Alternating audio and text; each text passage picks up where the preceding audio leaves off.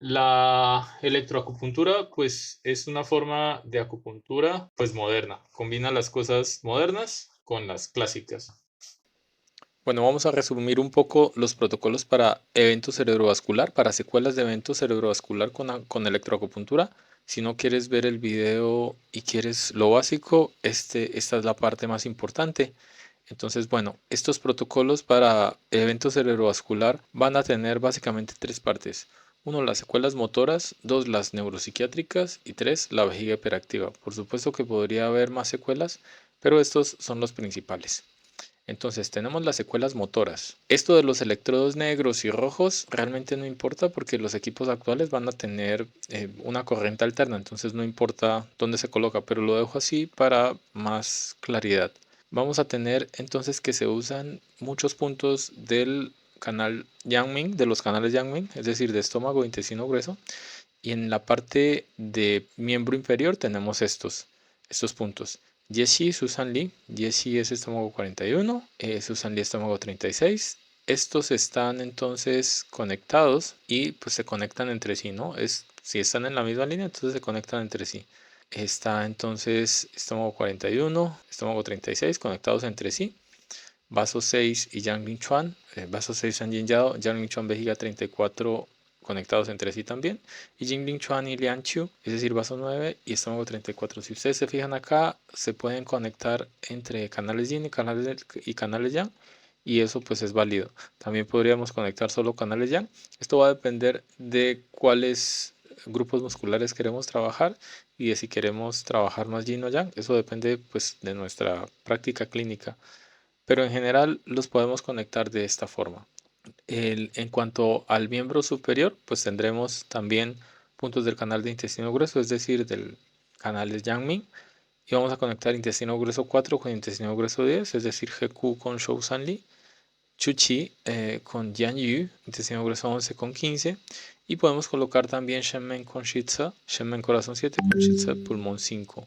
Los parámetros de la electroacupuntura serán frecuencia a 4 Hz. En realidad esto lo podríamos colocar de 2 a 10 Hz, pero el estudio o los estudios que revisé para esto en general usaban 4 Hz, así que cualquiera está bien, pero entre 2 y 10 Hz, que son frecuencias bajas, pues van a liberar ciertos tipos de neurotransmisores. El tipo de onda casi siempre que se usa en estos protocolos va a ser continua. La forma de onda cuadrados o sinusoidal, la intensidad de tolerancia del paciente, es decir, le subimos la perilla hasta que el paciente lo sienta y le podemos subir un poco más hasta que el paciente lo aguante. En general no es necesario que el paciente sienta mucho, pero para este caso de secuelas motoras, si hay una estimulación mayor es mejor. El tiempo 30 minutos, se puede de 3 a 5 veces por semana por 6 semanas. Esto es a veces difícil, entonces podríamos empezar con 3 veces a la semana por las 2 primeras semanas y luego 2 veces a la semana y luego una vez a la semana. Así se podría hacer. Es decir, empezar 2 a 3 veces a la semana la primera semana, luego en las siguientes semanas una vez cada semana y bueno, así hasta completar 6 8 semanas para las secuelas motoras. Estas secuelas motoras van a empezar a mejorar aproximadamente en la sexta semana, entonces hay que tener paciencia. Entre la cuarta y la sexta semana es donde se ve la principal mejoría. Ok, otras secuelas que podemos tener son las neuropsiquiátricas. Vamos a hacer lo mismo, conectamos electrodo negro con electrodo rojo, como les digo no importa. Entonces vamos a poder conectar PyHui TUI 20 con Intang, que es un extra.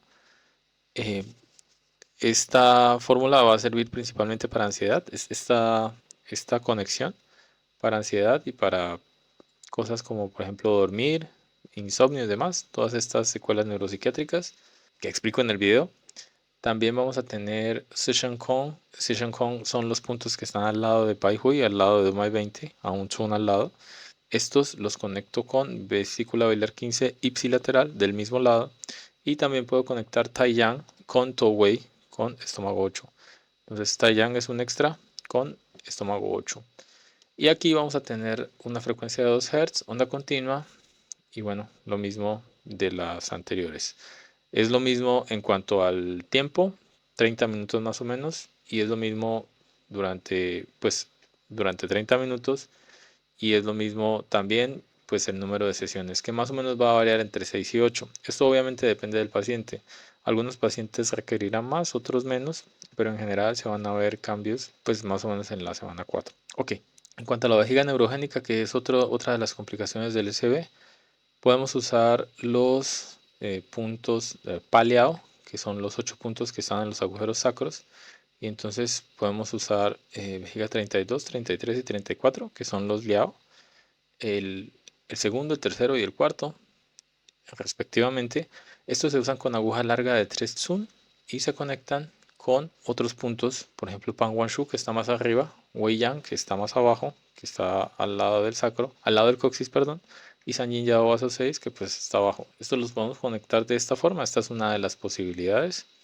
Y vamos a usar 4 Hz, onda continua, a tolerancia del paciente. Esto lo que va a hacer es estimular todos los nervios sacros, y pues esa estimulación de los nervios sacros va a hacer que finalmente pues la vejiga mejore en su función. Y bueno, esto era lo que les quería contar en esta parte. Si quieren ver el resto del video, entonces ahí en el video explico más acerca del tema de SB y demás, pero esto es lo esencial acerca del protocolo de SB, del protocolo de electroacupuntura para secuelas de SB. Usualmente se usan puntos de acupuntura, pero se estimulan con electricidad. Esto lo que hace es que se pueda estandarizar más fácil, entonces por eso pues la investigación en electroacupuntura pues ha subido, como ha estado en boga durante estos últimos 20 años, pero pues porque es más fácil de estandarizar, ¿no? Si uno dice como voy a colocar la corriente a 5 Hz, y no sé, a tolerancia del paciente o a tantos miliamperios, pues es mucho más fácil a decir como hago una manipulación de este estilo con 100 rotaciones por minuto, etcétera, es mucho más fácil. Entonces, bueno, vamos a definir primero qué es un evento cerebrovascular, y luego vamos a hablar de lo que es un evento cerebrovascular para la medicina china. Entonces, primero, para la medicina occidental, esta es la definición de stroke del 2013, que se hace que se hace por varias asociaciones de neurología y que están especializadas en stroke, y lo sacan en el 2013. Este autor, Sacco et al., sacan esta definición sobre stroke. SB, bueno, en inglés es stroke, y esto en español es evento cerebrovascular. Antes se llamaba accidente cerebrovascular. La diferencia es que si decimos accidente es como que es solamente, o más bien que le puede pasar a cualquiera sin importar como las cosas que hayan pasado antes, pero realmente como los factores de riesgo se pueden modificar, por ejemplo dieta, ejercicio, etcétera, entonces pues por eso se empezó a llamar evento cerebrovascular, pero bueno, por eso ahora se llama SB y no ACV, pero las dos están bien, no hay problema. Es un episodio de disfunción neurológica aguda que se presume que es causada por isquemia o hemorragia y se tiene que evidenciar en una imagen diagnóstica o clínicamente, y esto persiste más de 24 horas o hasta la muerte. Y eso es un stroke, eso es un evento cerebrovascular. Hay dos mecanismos, isquemia y hemorragia, para generar este stroke. La isquemia básicamente lo que va a hacer es que va a generar falta de riego sanguíneo, y esto me genera finalmente pues un infarto local, ¿no? Generalmente es causado por un trombo que hace que la sangre no llegue a donde debe llegar en el cerebro, y pues me genera este tipo de accidente cerebrovascular, el isquémico. Ante estos eventos cerebrovasculares, pues se usan trombolíticos, y bueno, eso permite que el paciente se recupere bastante rápido si se presenta en las primeras 5 horas después del evento. En los eventos hemorrágicos, si uno coloca esos trombolíticos, pues lo que hace es agravar la condición del paciente. Por eso esta es una condición así pues muy importante, ¿no? Si el paciente presenta la mitad del cuerpo paralizada, no puede hablar, pierde la conciencia, estos son signos de stroke, y pues si es isquémico, pues se beneficia de la terapia antitrombolítica para que no llegue a las secuelas. Si llega a las secuelas, entonces usamos la electroacupuntura. Y podemos usar otras cosas, por supuesto, pero la electroacupuntura es una herramienta interesante. Y el SB hemorrágico es una colección focal de sangre dentro del cerebro o dentro de los ventrículos, que son las áreas que están alrededor del sistema nervioso central y que van a llevar el líquido cerebroespinal, entre otros. Y esto no es causado por trauma. Cuando es causado por trauma, pues es otra cosa, ¿no? Pero en el caso del evento cerebrovascular es que se rompe alguna arteria o se rompe alguna vena en el cerebro o en el sistema nervioso central más bien, y eso me genera pues estas complicaciones. Mientras que el accidente isquémico transitorio, lo que tenemos es que esto será un episodio temporal de disfunción neurológica causada por isquemia cerebral, espinal o retinal sin infarto agudo. El stroke, el evento cerebrovascular, también se puede generar en el cerebro, en la médula espinal o en la retina. Pero aquí no hay, en el accidente isquémico transitorio, la diferencia es que no hay pues un infarto como tal, sino solamente hay isquemia transitoria y se soluciona solo. Bueno, entonces respecto a la isquemia, este es un artículo de Copeland, solamente se los quería traer porque pues es cómo ha evolucionado todo esto del stroke en la medicina. Fíjense que está desde el 400 a.C. Hipócrates, que describe la apoplejía, que es básicamente un stroke. Hipócrates dice como ante la apoplejía no hay nada que hacer, dice algo así, pero solamente se los quería mostrar porque pues también están los chinos que dijeron que pues esto se llamaba viento central, pues aquí no se muestra, ¿no? Siempre nosotros estamos como viendo una parte como de las cosas y siempre lo chino se queda por ahí. No, no importa, solamente quería mostrárselos. Y quería mostrarles cómo va evolucionando el concepto. Entonces, en 1600 se describe como una parte de problemas en la circulación de la sangre y va evolucionando, si ustedes se pueden ver. Entonces, aquí ya en 1658 se dice que hay una parte hemorrágica y otra isquémica. O sea, una que se tapa y otra que se rompe. Y bueno, así sucesivamente evoluciona el concepto hasta llegar hasta acá, hasta la mitad del siglo XX, en donde el término stroke reemplaza apoplejía en el léxico común médico. Todavía se puede decir apoplejía, pero nosotros entendemos mejor como evento cerebrovascular, ¿no? En inglés, stroke. Ok, para la medicina tradicional china, el stroke tiene que ver con viento. Ya lo voy a explicar. Voy a explicar un poco en general qué es el viento y luego voy a explicar qué tipo de viento causa el stroke. Lo voy a hacer rápidamente porque pues nuestro tema es la electroacupuntura y no quiero como desviarme tanto, pero es importante tener este background. Entonces, el viento será la principal energía de la primavera. El viento es parte de los 6 factores patógenos o de los 6 climas. Más de los 6 factores patógenos es de los 6 climas. Liu Qi, entonces, y también se conoce como Liu Yin, que pues cuando se conoce en este sentido, pues tiene que ver con los factores patógenos externos. Esos 6 factores patógenos externos serán viento, calor de verano, fuego, humedad, sequedad y siempre se me escapa uno, y frío, ¿ok? Entonces el viento va a ser la principal energía de la primavera y va a estar en relación con el hígado, bueno, ya lo veremos, pero bueno, está en relación con el hígado y está en relación también con ciertas manifestaciones que tienen que ver con el viento de la naturaleza, que pues es el viento externo, y el viento interno, que ya lo vamos a ver. Este viento, cuando está en la naturaleza, se va a presentar como uno de los 6 climas, como les decía, y este clima va a invadir al organismo, y cuando invade el organismo se denomina factor patógeno viento.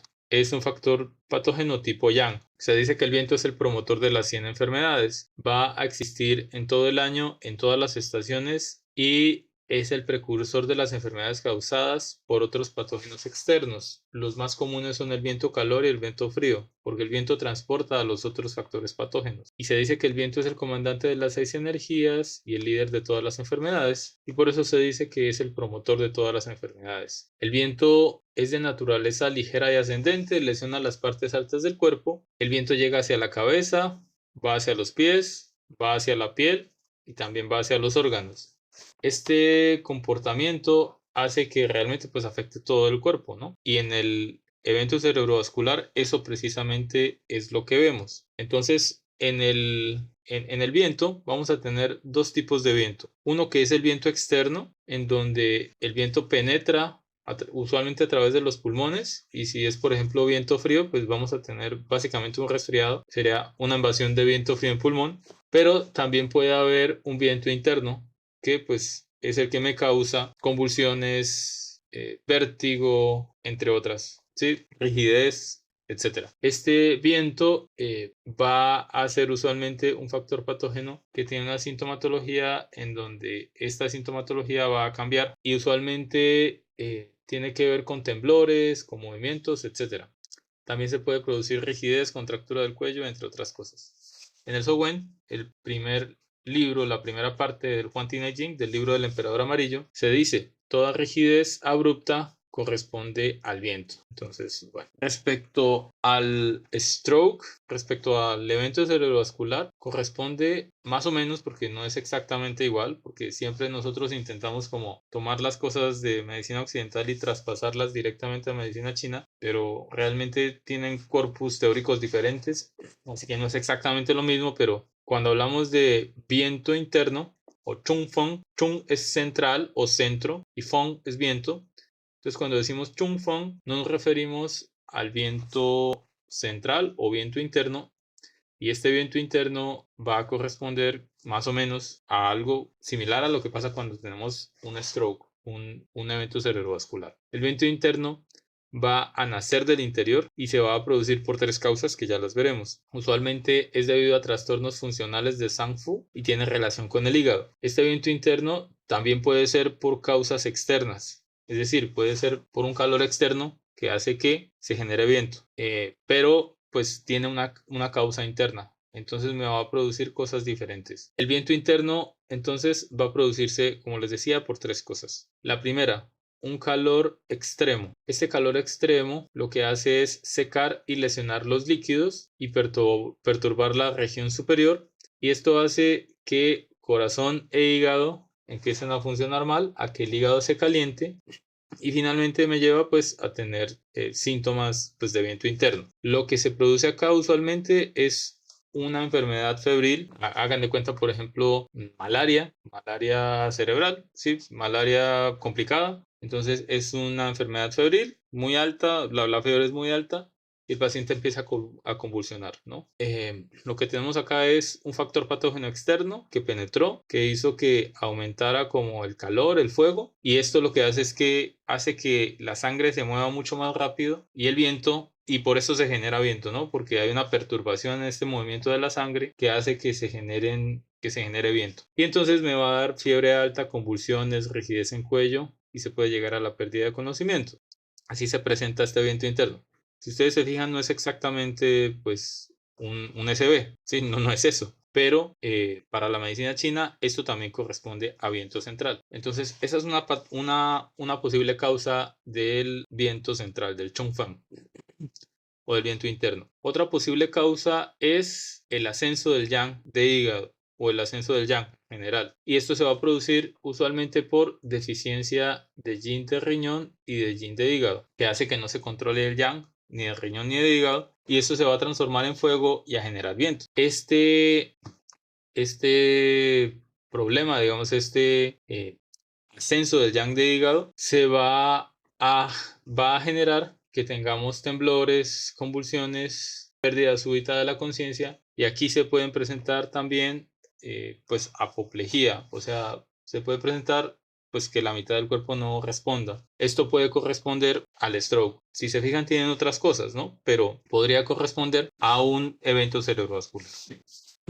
Entonces, si me siguen hasta acá, entonces lo que tenemos es de base una deficiencia de yin, de riñón y de hígado, pero el yang está aumentado de forma falsa, o sea, es un yang falso, es un calor falso, como le dicen algunos autores, sí, un calor falso. Entonces, este calor falso, pues hay que aclararlo. Entonces tenemos que usar puntos que aclaren esto, y tenemos que usar puntos también que me tonifiquen riñón y que me tonifiquen hígado. Por eso en los tratamientos usualmente se usan puntos que hacen eso. Ok, entonces esta es la segunda causa de viento interno. La primera, calor extremo. La segunda, ascenso de yang de hígado. Y la tercera es deficiencia de sangre, usualmente de sangre de hígado. El hígado va a almacenar la sangre cuando, por ejemplo, hay vejez o hay algún problema de sangre, ¿sí? En la medicina tradicional china puede ser por alimentación o por muchas otras cosas. O también después de los partos vamos a tener que se desgasta la sangre y se debilita el yin. Esto lleva a que haya vértigo, visión borrosa, que haya tinnitus, prurito, parestesias, temblores y puede haber convulsiones. Aquí entonces vamos a tener también pues características de viento, pero no exactamente como las del stroke. En cualquiera de los tres casos se puede presentar una clínica similar al evento cerebrovascular, así que lo que tenemos que tener en cuenta son las cosas adicionales que tiene el paciente cuando se presenta este tipo de problemas. Es decir, si por ejemplo tenemos un paciente que presenta un evento cerebrovascular y estamos en el interrogatorio, obviamente pues usualmente lo tratamos en las secuelas, ¿no? Entonces, pues lo que debemos preguntar es si hay cosas de deficiencia de sangre previamente y también en el momento del interrogatorio. Esas cosas de deficiencia de sangre, pues me puede indicar que el paciente previamente tenía una deficiencia de sangre y eso pues hace que en mi propuesta para seleccionar los puntos, pues tenga que incluir algún punto que me tonifique sangre, ¿no? O puedo saber si el paciente estaba con una enfermedad febril o con un calor en exceso por alguna cosa y si había una deficiencia de yin de riñón o de yin de hígado o si había un ascenso de yang por algún motivo. Si eso estaba relacionado con un estancamiento de hígado que hizo que las emociones se movieran mucho, etc. Todas estas cosas pues me van a servir para tenerlas en cuenta para seleccionar los puntos que me van a servir para el paciente, ¿no? Y bueno, solamente les quería compartir esto, las cosas de viento interno y externo. Hay cosas comunes. En las cosas comunes vamos a tener un inicio repentino. Es lo que pasa con el evento cerebrovascular. Los síntomas vienen y van. Esto no pasa con el evento cerebrovascular porque el paciente tiene rigidez y demás. Pero sí pasa, por ejemplo, cuando hay bimigratorio. Sí, o sea, un dolor que cambia de posición, entre otras cosas. Síntomas cambian de posición, como les decía. Se afecta más la parte superior, pero también se pueden afectar cualquier cosa, otras cosas. Cuando tenemos viento externo, lo que tendremos es pues una enfermedad externa usualmente y generalmente va a estar en pulmón, por eso están todas estas cosas de pulmón.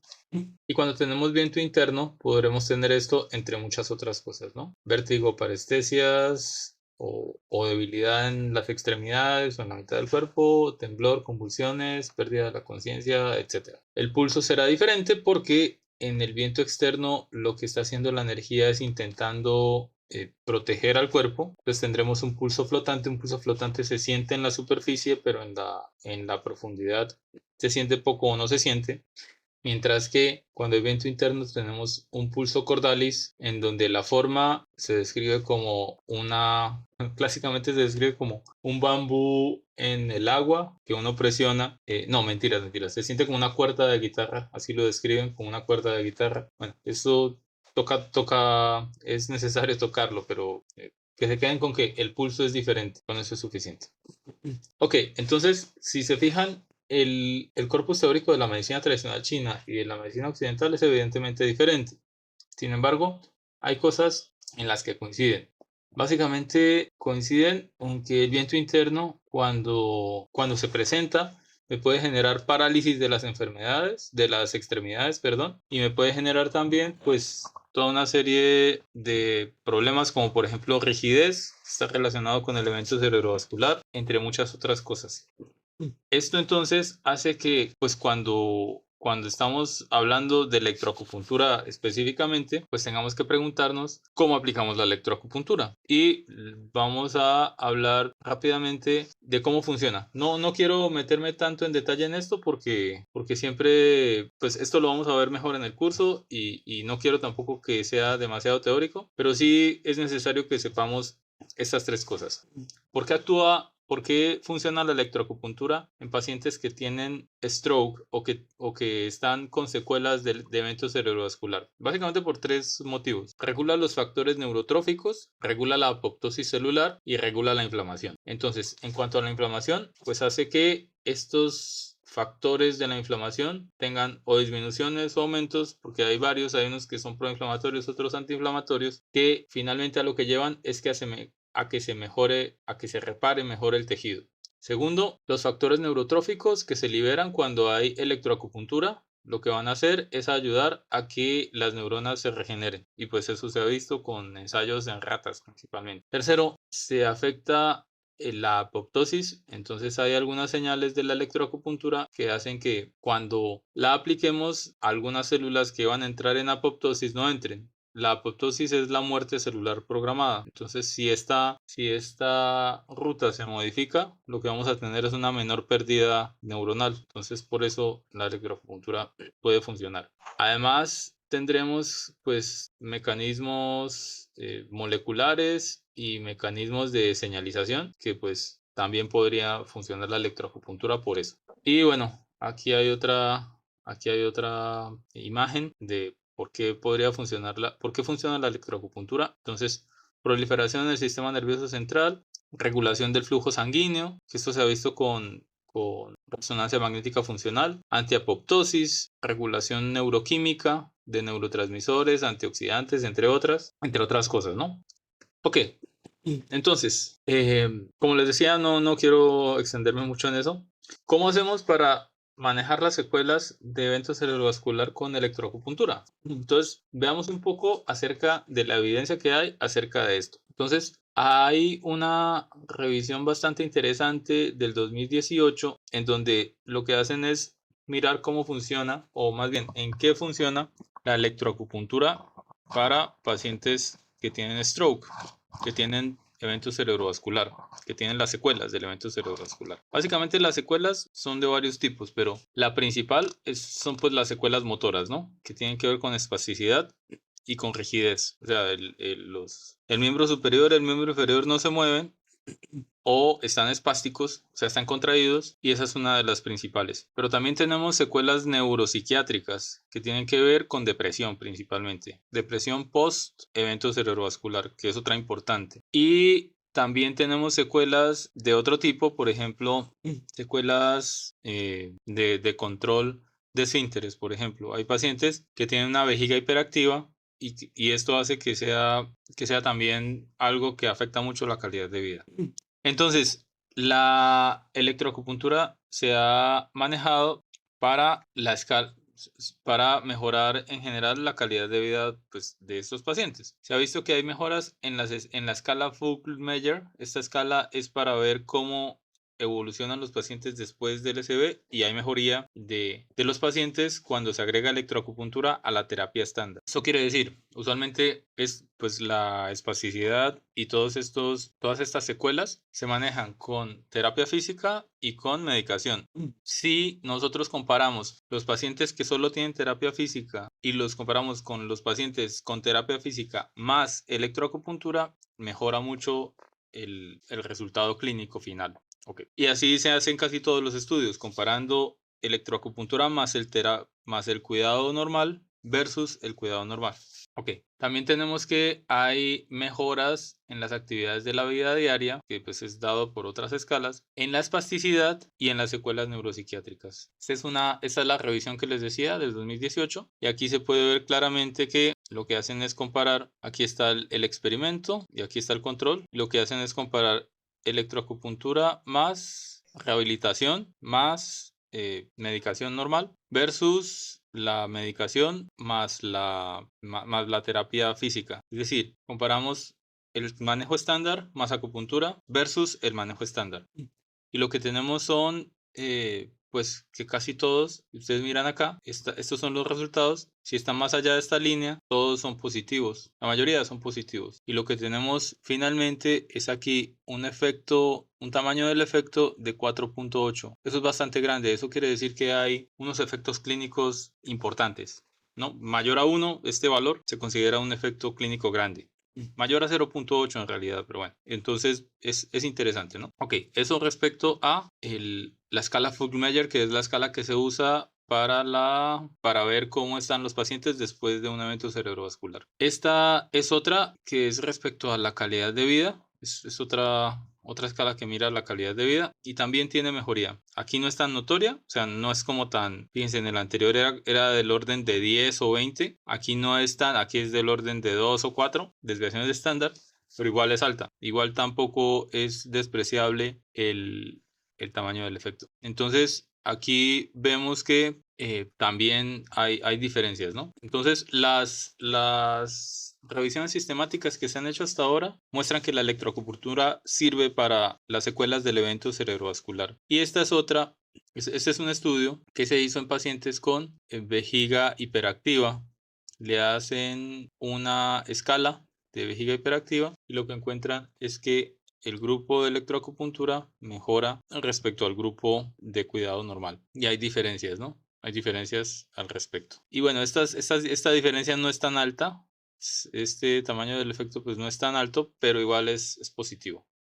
Ok, ¿cómo se aplica? Entonces hay diferentes cosas, diferentes formas de tratamiento, pero en general lo que hay en los estudios y lo que uno encuentra acá en la práctica clínica es que usualmente la rehabilitación o el tratamiento no es menor a 30 minutos. A veces es de 45 o 60 y esto entra en conflicto con lo que sabemos de la electroacupuntura digamos, de forma neurofisiológica. Usualmente se dice que tratamientos de más de 50 minutos no deberían hacerse, pero estamos en otro mundo.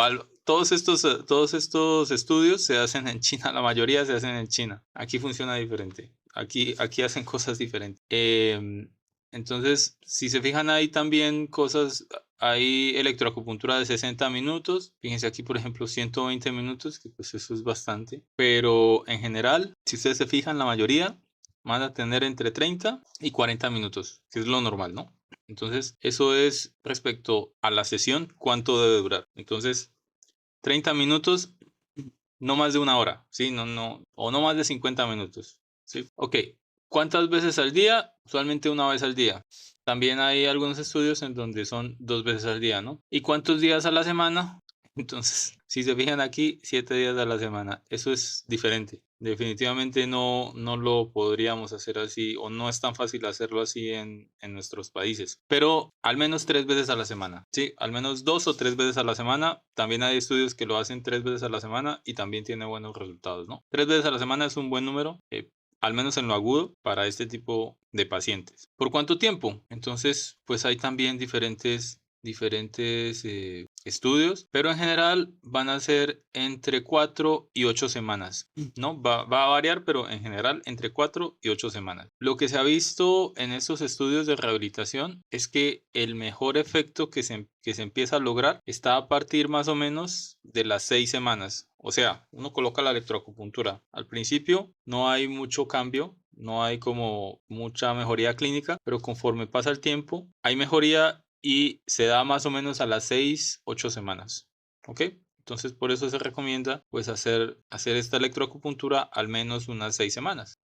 Estos son los puntos más usados en la mayoría de estudios en esta revisión que se hizo en el 2017. Si ustedes se fijan, estos son de lejos los más usados, Pai Hui y Susan Lee, Dumai 20 y Estómago 36. Susan Lee es definitivamente uno de los más usados en toda la acupuntura, pero específicamente en esto es muy usado. Ustedes se fijan también, está por ejemplo Chuchi, está GQ, intestino grueso 11, intestino grueso 4, son bastante usados también. También están puntos de canales extraordinarios, pues aparte de Pai Hui, por supuesto, de Dumai 20, está Tachui, Dumai 14, está Tanchong, Renmai 17, Chongwan, Renmai 12, entre otros, ¿no? Simplemente les quiero mostrar esta lista para que revisen que hay pues muchos puntos que se pueden usar. Mi idea aquí no es como mostrarles como una fórmula de puntos, sino decirles que estos puntos se pueden usar, ¿ok?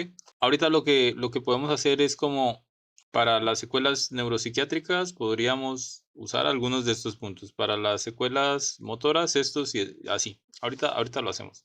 Este es la fórmula de puntos que se usó en este estudio, un estudio del 2020, bastante interesante, en el que comparan dos terapias. Una que se llama acupuntura mínima, que consiste en colocar 3 puntos y hacerlo con acupuntura normal, o sea, sin aplicar más cosas, para usarlo como grupo control.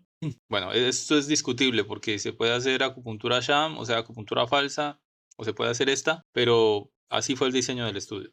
Y lo compararon contra acupuntura electroacupuntura en cabeza y en el cuerpo y usaron todos estos puntos. Este estudio se hizo para secuelas neuropsiquiátricas. Básicamente lo que miraron fue la escala de Hamilton para depresión.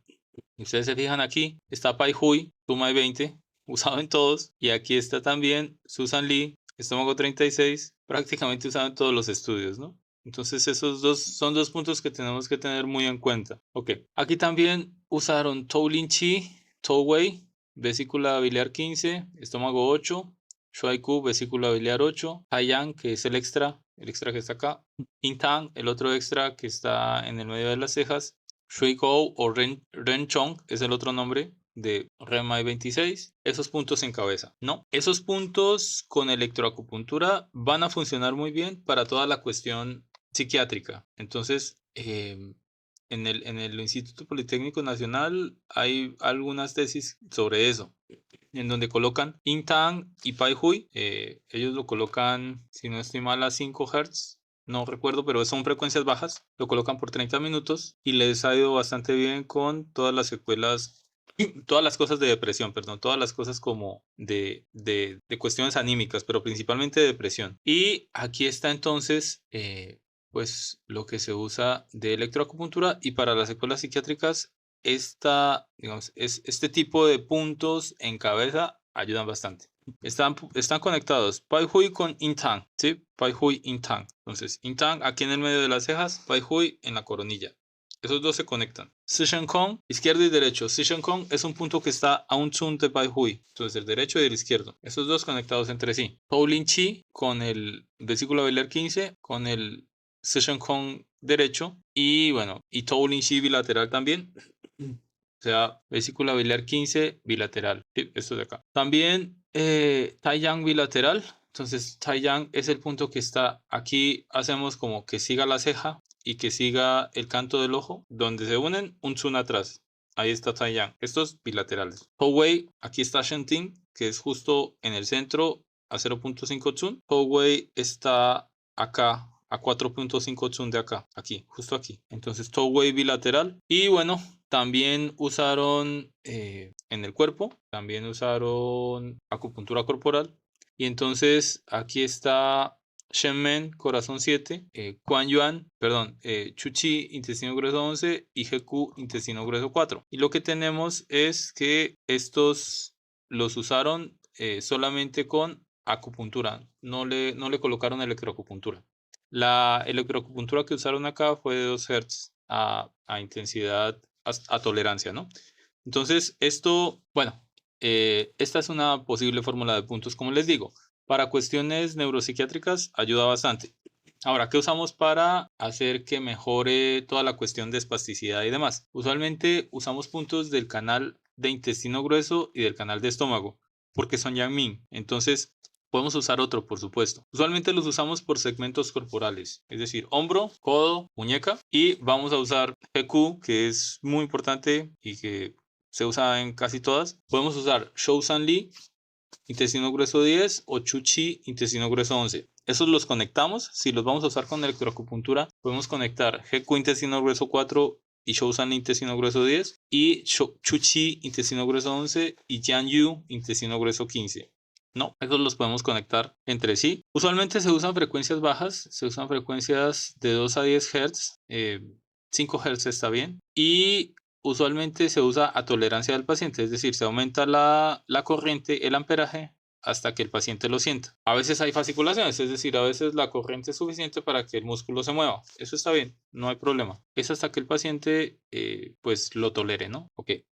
Hay pacientes que toleran mucho, no hay problema. Es hasta que el paciente lo tolere. Ok. Y el otro es el miembro inferior. Entonces, en el miembro inferior vamos a colocar Susan Lee, estómago 36, y ese lo podemos conectar con Sanjin Yao vaso 6. También podemos usar Jieshi, estómago 41, que no está acá, pero también lo podemos usar, y lo conectamos con Susan Lee, estómago 36.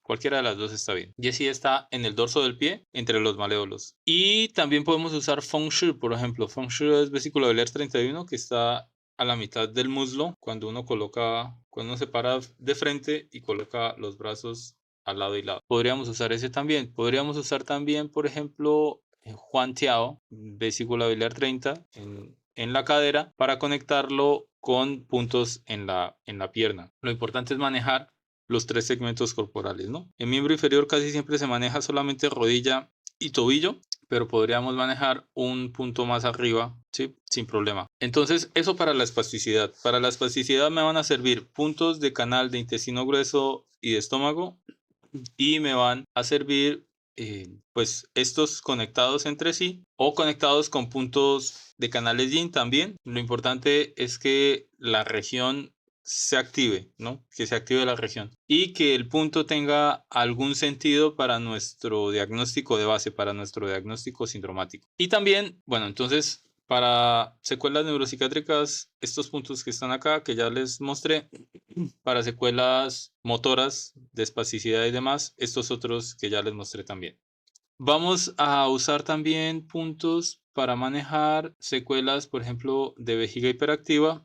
Ahí vamos a usar los paliados. Si en todo lo que tenga que ver con vejiga, vamos a usar los paliados. Los paliados son los puntos de los agujeros sacros. Estos puntos se usan con aguja larga. Para usarlos toca hacer práctica, o sea, se tienen que usar agujas de más o menos 3 tsun, son agujas como así de largas, y estas agujas se penetran sobre los agujeros sacros y se coloca electricidad ahí. Y también podemos usarlo sobre toda la parte de Chihai. Ahí se colocan varios puntos, sí, no solamente en Chihai, sino en la zona, pero usualmente es un proceso escalonado. Es decir, no colocamos directamente todos, sino que en una sesión, por ejemplo, en una sesión, en 3 sesiones, colocamos los puntos de atrás, los paliados que están en el sacro, y luego en una sesión posterior, o cuando terminen estas 3 sesiones, colocamos otras, pero pues adelante, ¿no? Con electroacupuntura también.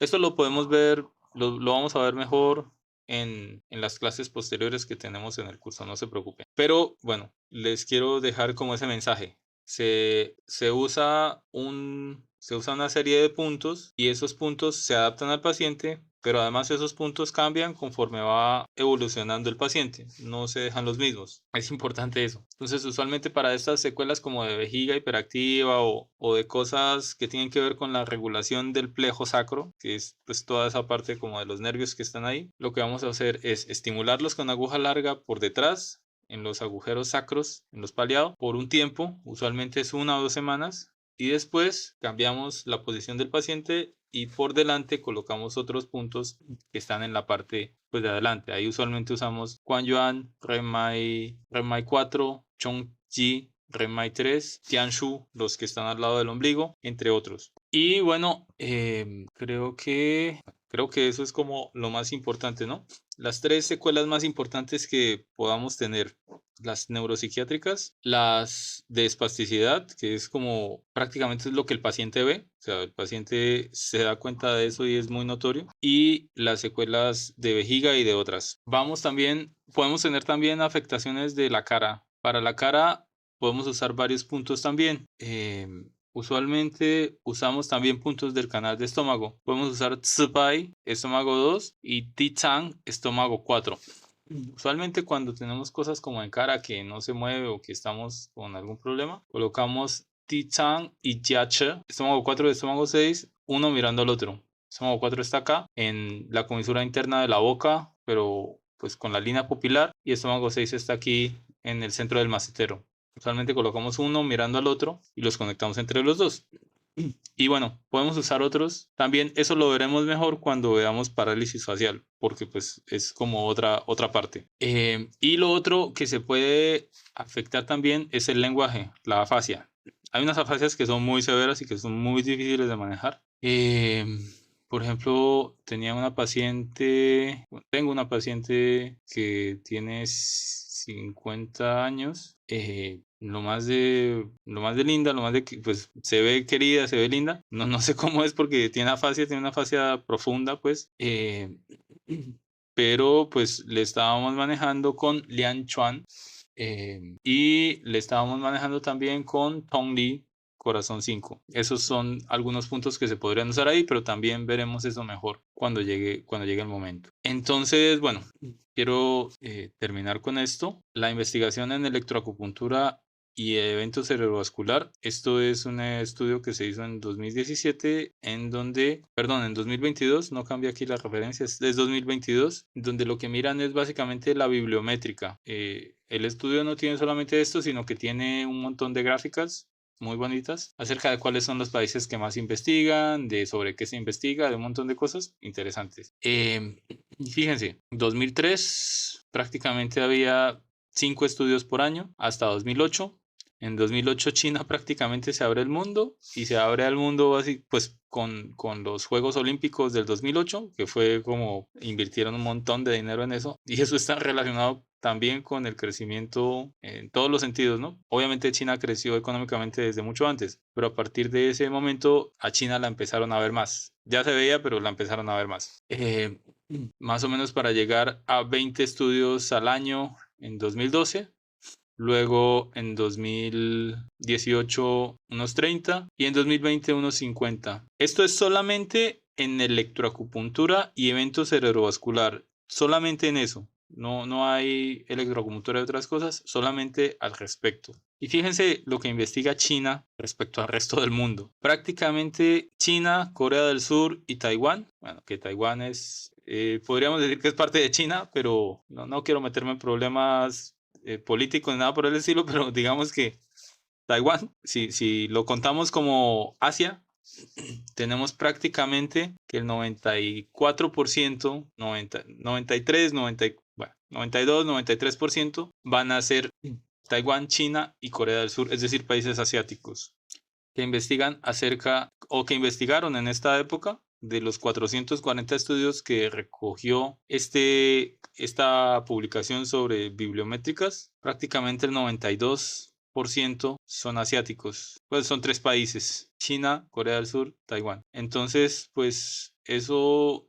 nos da a entender que realmente, y bueno, y el 85% es exclusivamente China continental. Entonces, pues eso es bastante diciente, ¿no? Le están metiendo dinero, pero a lo bestia, y uno se da cuenta en los hospitales, uno se da cuenta en la práctica como que realmente los protocolos de investigación, toda la cuestión en las universidades y toda la cuestión de la medicina integrativa está tomando una fuerza impresionante, y la electroacupuntura es parte de eso, ¿no? Bueno, ahora sí, para ir cerrando, porque la idea de esto era hacer como un abrebocas y hablar de este tema en general, pero no extenderme tanto. Entonces, en conclusión, la electroacupuntura ayuda en problemas asociados con las secuelas del evento cerebrovascular y tiene buena evidencia. Aquí hay que aclarar algo: la calidad de la evidencia es mala. Sí, pero ¿por qué es mala? A ver, es mala porque es que hay que entender cómo funcionan los hospitales chinos para ver cómo es la investigación.